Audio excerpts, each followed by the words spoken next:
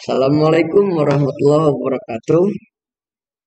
Selamat pagi para siswa-siswi SMKN Jatiluhur. Semoga selalu diberikan kesehatan oleh Allah Subhanahu wa taala.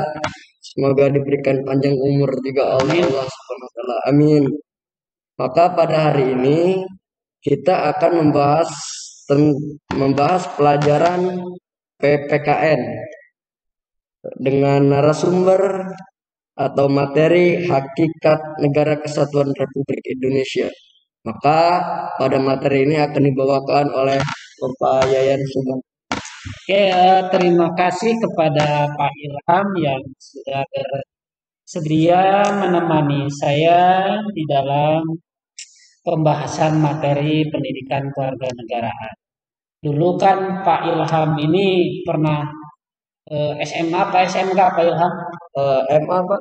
Oh, Madrasah Aliyah. Berarti ya Madrasah Aliyah tentu saja ada pembelajaran PPKN, Ya. tapi biasanya kalau Madrasah Aliyah itu lebih bisa dihubungkan dengan isi dari kandungan Al-Quran, begitu Ya, ya Pak betul. Ilham? Oke. Ya, adik-adikku sekalian para siswa, nah hari ini kita akan coba untuk membahas atau mengobrol dengan Pak Ilham tentang hakikat Negara Kesatuan Republik Indonesia, ya.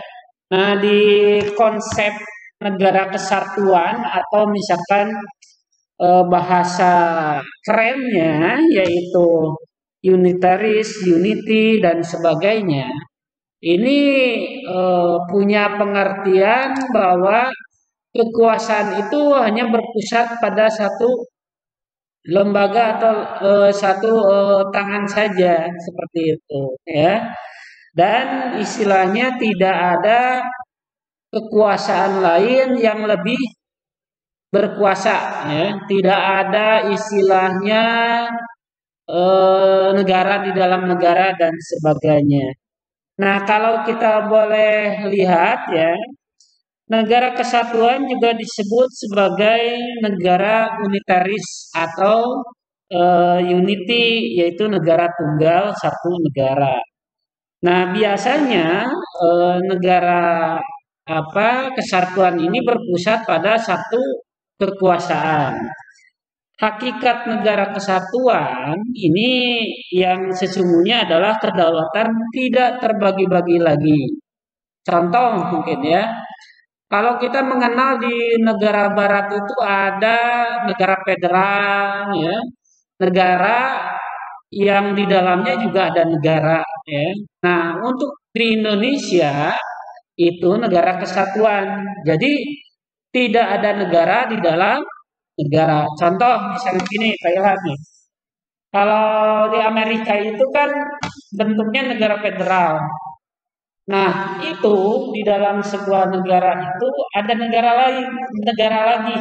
Misalnya negara bagian California atau negara bagian Washington DC dan sebagainya. Itu mereka punya bendera, mereka punya polisi lokal atau ini, tetapi mereka juga tetap berpatokan pada negara federal yaitu negara pusat, ya, yaitu Amerika Serikat.